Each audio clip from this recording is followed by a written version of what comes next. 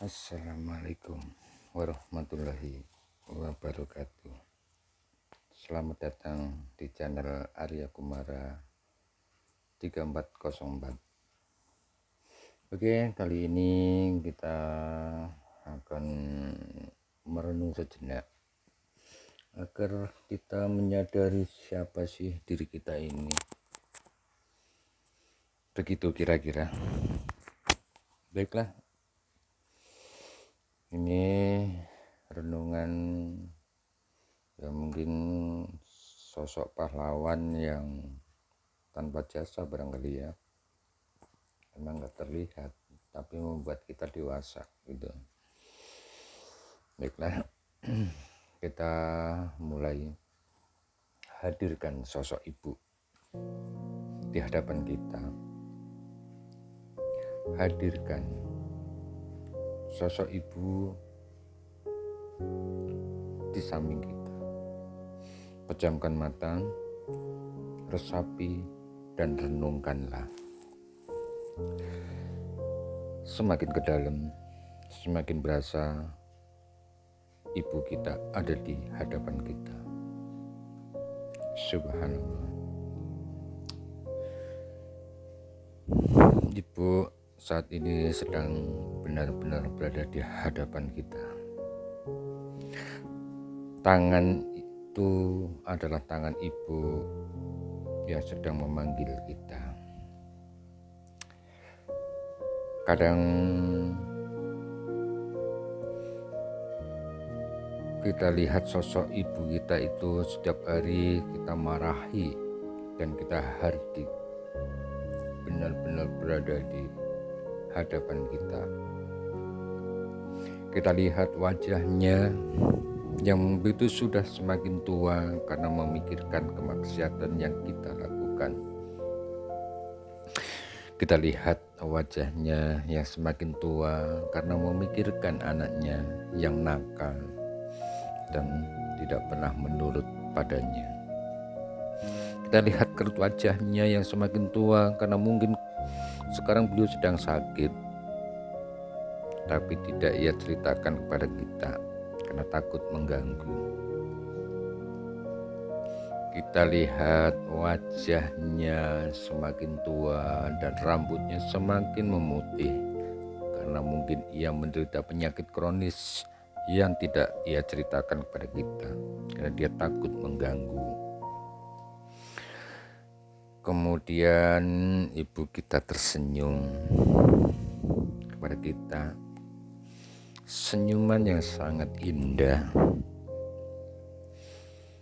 Kemudian ibu kita mengecup kening kita, sebagaimana ketika dia kecup kening kita saat kita sakit, pada saat kita kecil dulu. Kemudian ibu kita mengusap kepala kita, sebagaimana dia mengusap ketika dia menghibur kita saat kita sedih waktu TK maupun SD.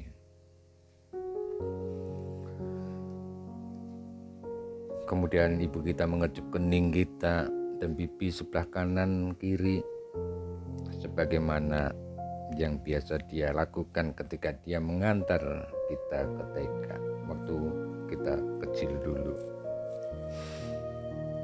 Kemudian ibu kita membisikkan di telinga kita, "Wahai anakku yang ibu cintai, maafkan ibu mengganggumu di malam yang indah ini.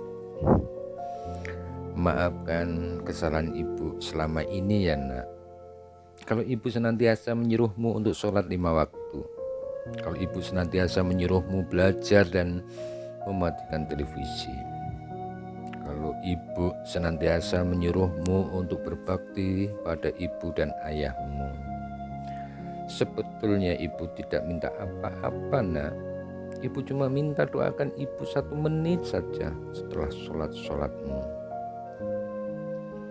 Nak, ibu tidak tahu apakah kau pulang nanti kau masih bisa melihat dan bertemu dengan ibu.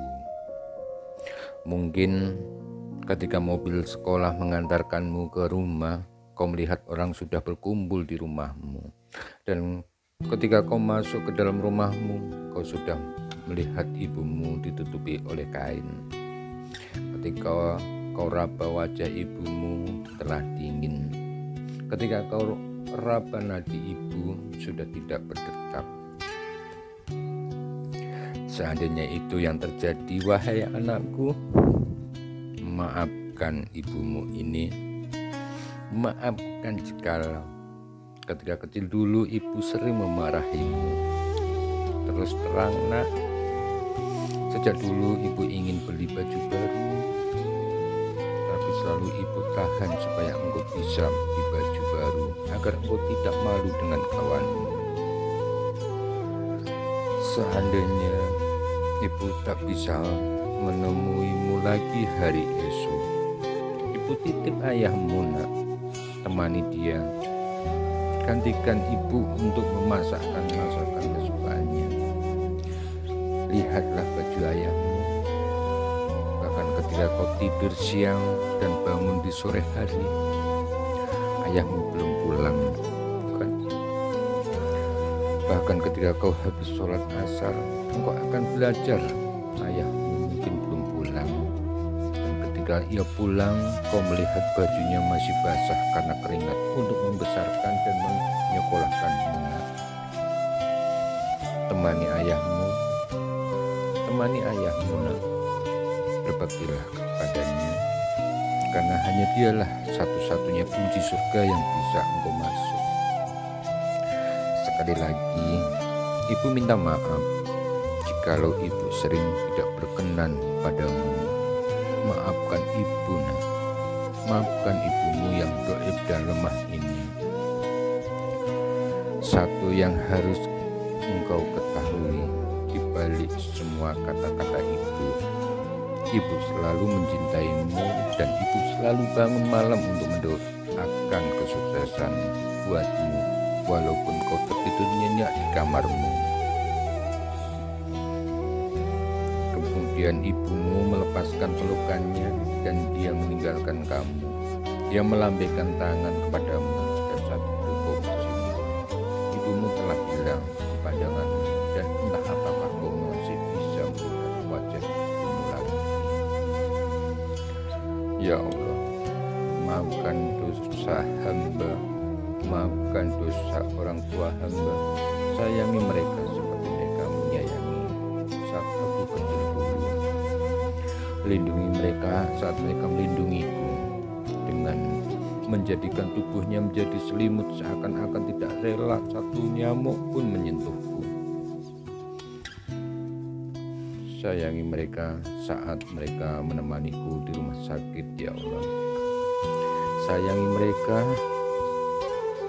sebagaimana mereka mengantarkanku ke sekolah, mengantarkanku di depan rumah setiap hari, memasakkan aku nasi goreng kesukaanku, padahal dia belum sarapan untuk mengisi perutnya. Tapi dia antarkan aku di pinggir rumah, dan dia selalu mendoakan kebaikan kepadaku. Sayangi mereka, ya Allah. Seandainya Engkau masih memberikan aku kesempatan untuk membahagiakan mereka, ya Allah, aku ingin sekali mengajaknya bertawaf di Baitullah. Aku ingin sekali mengajaknya dan menggandeng tangannya untuk sa'i antara Safa dan Marwah, untuk berdoa di Masjid Nabawi dengan uang hasil keringatku sendiri, ya Allah. Ingin sekali aku memberikan